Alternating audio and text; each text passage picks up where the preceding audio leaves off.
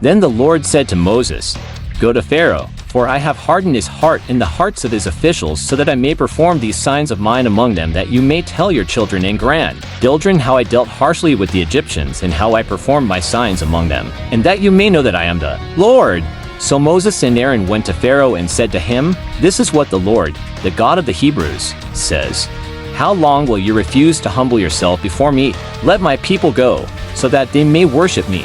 If you refuse to let them go, I will bring locusts into your country tomorrow. They will cover the face of the ground so that it cannot be seen. They will devour what little you have left after the hail, including every tree that is growing in your fields.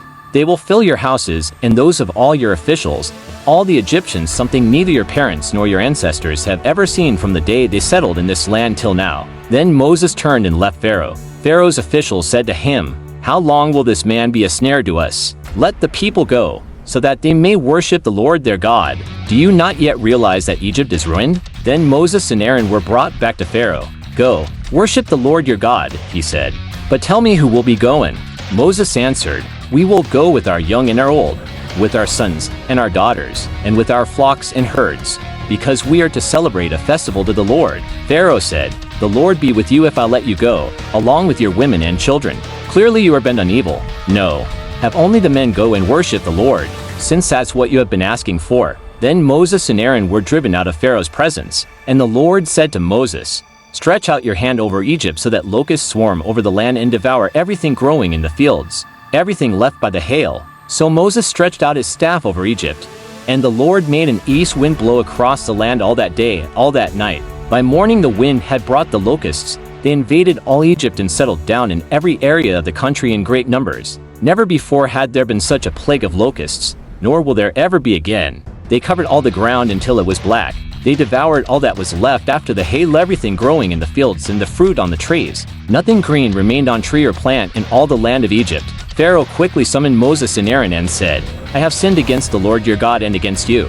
Now forgive my sin once more and pray to the Lord your God to take this deadly plague away from me." Moses then left Pharaoh and prayed to the Lord, and the Lord changed the wind to a very strong west wind, which caught up the locusts and carried them into the Red Sea. Not a locust was left anywhere in Egypt. But the Lord hardened Pharaoh's heart, and he would not let the Israelites go. Then the Lord said to Moses, "Stretch out your hand toward the sky so that darkness spreads over Egypt, darkness that can be felt." So Moses stretched out his hand toward the sky, and total darkness covered all Egypt for 3 days. No one could see anyone else or move about for 3 days. Yet all the Israelites had light in the places where they lived.